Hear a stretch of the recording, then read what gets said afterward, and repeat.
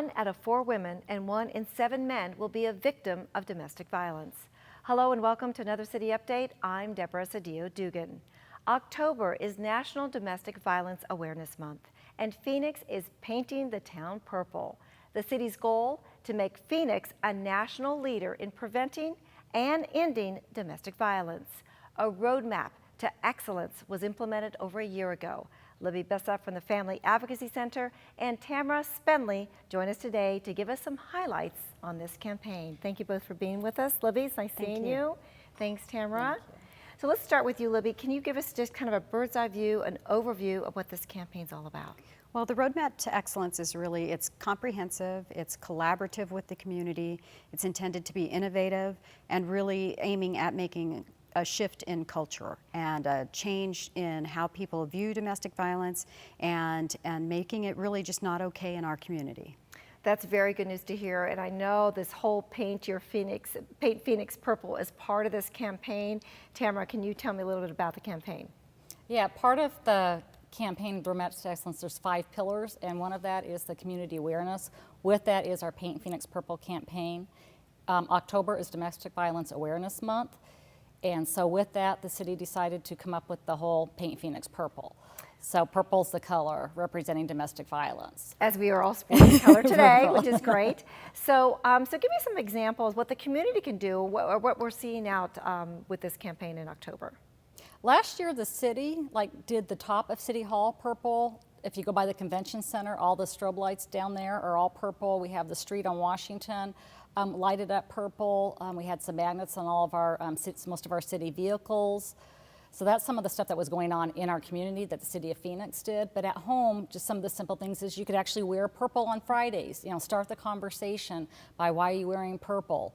Other thing is turn your porch lights purple. Those are simple things that you can do yourself at home. And I love these purple bracelets that are Exactly. also giving out as well too. And the website is paintphoenixpurple.org where people can get some more information as well.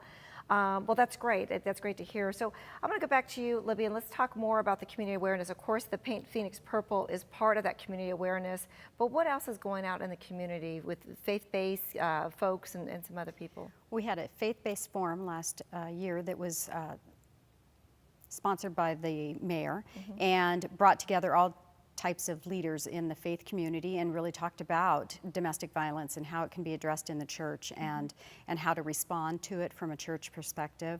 We've also obtained grant funding to do some education in the schools, which is also part of the awareness piece. Really important for us to get out there and start that conversation so that people have an understanding of what domestic violence is, and then they know where to go to get assistance.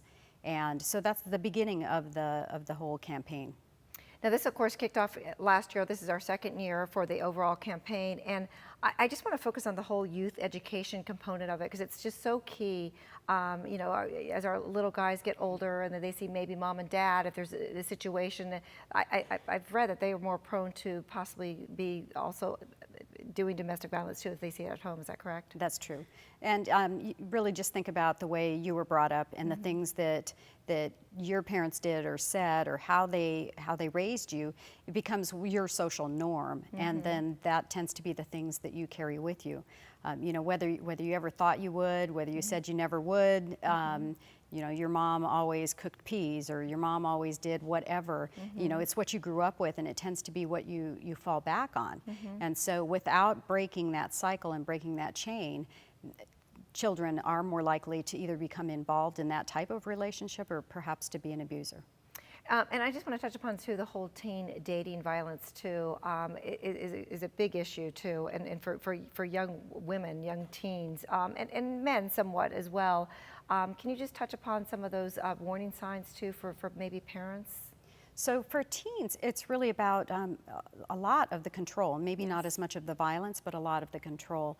So perhaps he has the the password to your Facebook account or your Snapchat or any of that social media, and then constantly monitors it. Right.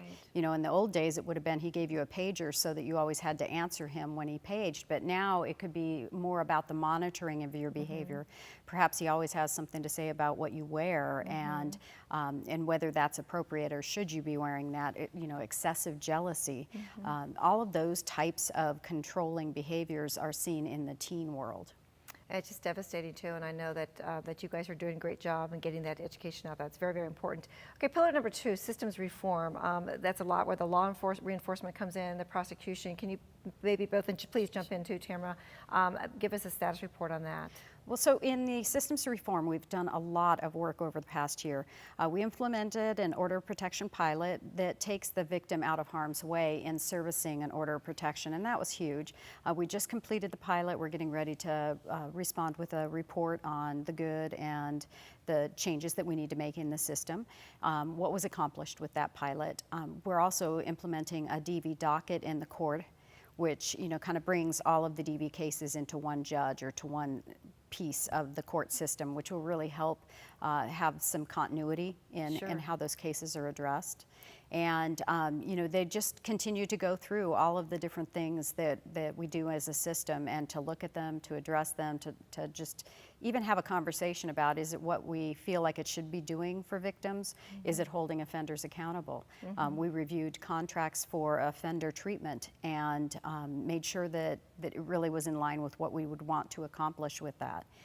Let me ask you this. Let's say there was a victim, maybe somebody possibly watching right now, that was a victim maybe 2-3 years ago here in Arizona, but now the person lives in another state, or, you know, how long can they still press charges or go follow up on that person? Well, it really will depend on where the abuse happened and what kind of abuse, whether it was a misdemeanor or a felony. There are a lot of components to that. But if they make contact with the Family Advocacy Center, staff can help them address and look into that to determine what is available to them in terms of charges. Excellent. So let's talk about Phoenix being a model. We want to be the leader in creating this awareness to stop and prevent domestic violence. Can you chat a little bit about that too, what we're doing within our own city services? We really felt like it was important that if we were going to talk about what the community should do and how maybe they should be addressing domestic violence, we needed to look at ourselves first. And so what we looked at were our HR policies to make sure that we had the legal statute that the right to leave work, you know, it really needs to be in our HR policies. And then further than that, we need to make sure that our supervisors and managers understand that, you know, those policies and those laws that exist that protect victims or assist victims, and they need to understand how to address that. And then on top of that, we just needed to make sure that they all understood that the Family Advocacy Center was available to them as a resource. Excellent, excellent. And I know you've mentioned the Family Advocacy Center, and I just want to mention that that's where you work, and that's just a wonderful resource for victims and folks that they can go to. It's a wonderful resource. Let's talk about, let's go to the next pillar. You're talking about coordinated service delivery. What does that mean? Really about working with the community. And the council and mayor took a leadership role early on in this process and put a contract out in the community. We did an RFP and had a collaborative contract come back. And what we are able to accomplish with that is far beyond anything I think that we thought we could ever have. And this contract provides for a centralized intake system that takes all calls for either shelter or services and funnels them through one central point. And people are then screened for what their need might be, and then sent to the appropriate resource rather than just maybe all going to shelter or all going to a different resource. They're really addressed individually and then sent to the right service. And so it really should, over time, help us to right-size our service delivery model in the just city. To streamline everything, really, basically. And just to finalize, too, the last pillar is the partnership to end domestic violence. You have a lot of partnerships here. So you're doing a lot of things in the community. I know Phoenix Purple is doing a lot of partnerships in the community. Can you give some examples? We actually just had a business luncheon with some businesses, and so we really want to involve the businesses and the universities this year, and that's going to be our main focus on how they can get involved, what they can do, and actually by using our model the same way, looking at their HR policies, you know what I mean, knowing, okay, what do you do if an employee comes in? The cost of what it costs businesses, you know, over $8 million a year, just lost and productive, you know, people coming to, missing work, you know, not if you're at work you can't focus if this is happening to you. The threat of what's going on around you as far as even safety with other staff. So it's kind of giving them an awareness. We have a business manual for them on resources and that they can use. So this year we really want to get the businesses involved. That's wonderful. So just in a nutshell too, last year was the first year we kicked off. This is the second year. Are you happy? Do we have do we have a long ways to go, or the benchmarks are pretty accurate where we need to be? We're exactly where we thought we would be. Excellent. We've worked really hard to maintain the focus and you know, forward momentum of the plan, and we're really pleased with where we're at. Well, thank you both for being with us today. Thank you so much for all of your work. This is such an important issue, not only for parents to know about, but the business partners, our community overall, and our teens and young people. I just can't stress that enough. So thank you so much for joining us today. Thank you. Now, if you'd like more information about the Paint Phoenix Purple campaign, you can go to their website right here on the screen. You can find a wonderful list of resources. Now, if you or someone you know is in need of victim services, you can call the city's Family Advocacy Center at 602-534-2120 or the National Domestic Violence Hotline at 1-800-799-7233.